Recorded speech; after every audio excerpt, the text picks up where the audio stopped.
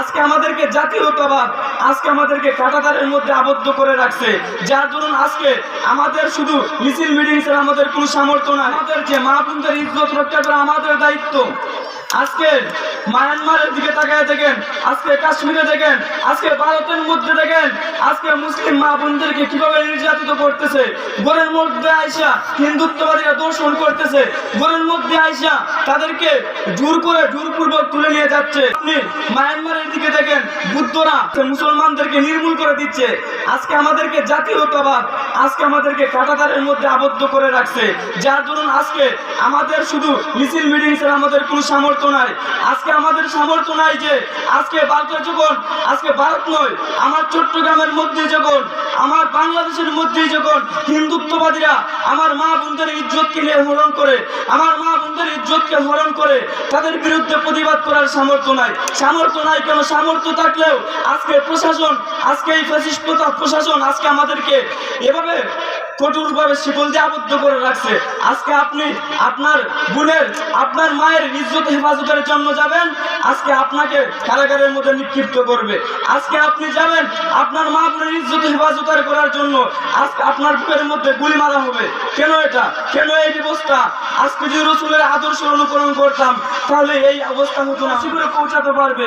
কিন্তু পরিষ্কার কথা এটাই, কোনো ব্যক্তি যদি এই কোরআন সুন্নাহকে বাদ দিয়ে, কোরআন সুন্নাহর মতাদর্শকে বিলুপ্ত করে, যদি কোনো ব্যক্তি যদি এইগুলাকে বিলুপ্ত করে দিয়ে কোরআন সুন্নাহর আদর্শ থেকে বিচ্যুত হয়ে এই যে সেকুলার, এই যে গণতান্ত্রিক সিস্টেমে যদি চলে, এই যে সমাজ ব্যবস্থা, কুফরি রাষ্ট্র ব্যবস্থার প্রতি যদি নিজেকে সমর্পণ করে দেয়, তাহলে সেই ব্যক্তি কখনোই পরিপূর্ণ মুমিন হতে পারবে না, না পারবে সফলতার শিখরে পৌঁছাতে, না পারবে আদর্শবান ব্যক্তি হতে।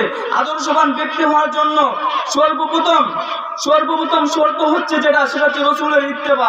ঈমান আনয়নের পর কোনো ব্যক্তি যদি রসুলের আদর্শের অনুকরণ করে, সেই পরিপূর্ণ সফলতার শিখরে পৌঁছতে পারবে, সেই হবে আদর্শবান ব্যক্তি। তো বলছিলাম, এই যে কুফরি মতবাদ, এই যে সেকুলার রাষ্ট্র আজকে আমাদের চুটিকে এমন ভাবে চেপে ধরছে, আমাদের কণ্ঠকে এমন ভাবে স্তব্ধ করে দিয়েছে, যার জন্য আমাদের যে মা বোনদের ইজ্জত রক্ষা করা আমাদের দায়িত্ব।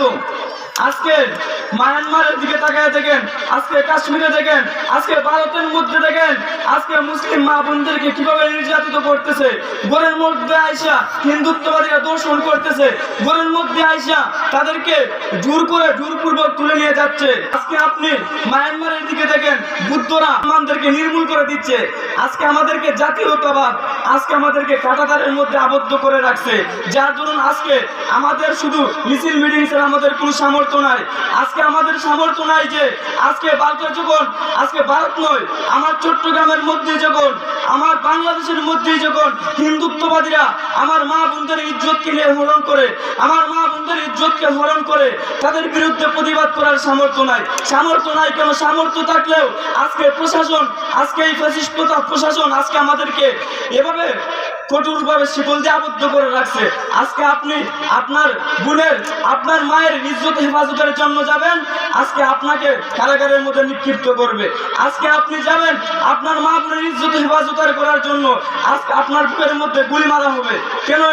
কেন এই ব্যবস্থা? আজকে যদি রসুলের আদর্শ অনুকরণ করতাম তাহলে এই অবস্থা হতো না আমাদের। আজকে আমরা শুধু শুনি আয়নাগর, হাসিনার আমলের আয়নাগর শুনি, কিন্তু এই আয়নাগর আমাদের সামনে আনে না। ইসকনের আয়নাগর, এই আয়নাগর আমাদের সামনে আনে না, যেটা হিন্দুত্ববাদীদের আয়নাগর। আজকে চট্টগ্রামের মধ্যে প্রকাশ্যে হিন্দুত্ববাদীরা সাম্রাজ্য গঠন করতে যাচ্ছে। আজকে কুড়িগ্রামের মধ্যে খ্রিস্টান মিশনারিরা কাজ করে যাচ্ছে। এইগুলার বিরুদ্ধে বলার কেউ নাই। এইগুলার বিরুদ্ধে যদি আমি বলি, আপনাকে বানানো হবে রাষ্ট্রদ্রোহী। আপনি যদি বলেন, আপনাকে বলা হবে সাম্প্রদায়িক। ও একজন আপনাকে বললো এই বাংলাদেশের মধ্যে যে সমাজ ব্যবস্থার শান্তি, এটা আপনি বলবো আপনি অশান্তি ব্যক্তি। কিন্তু আপনার আমার কথা কি? আপনার আমার কথা হচ্ছে মা বোনকে ইজ্জত হেফাজত করা। কিন্তু আজকে দেখেন, সেই হাজ্জাজ বিন ইউসুফ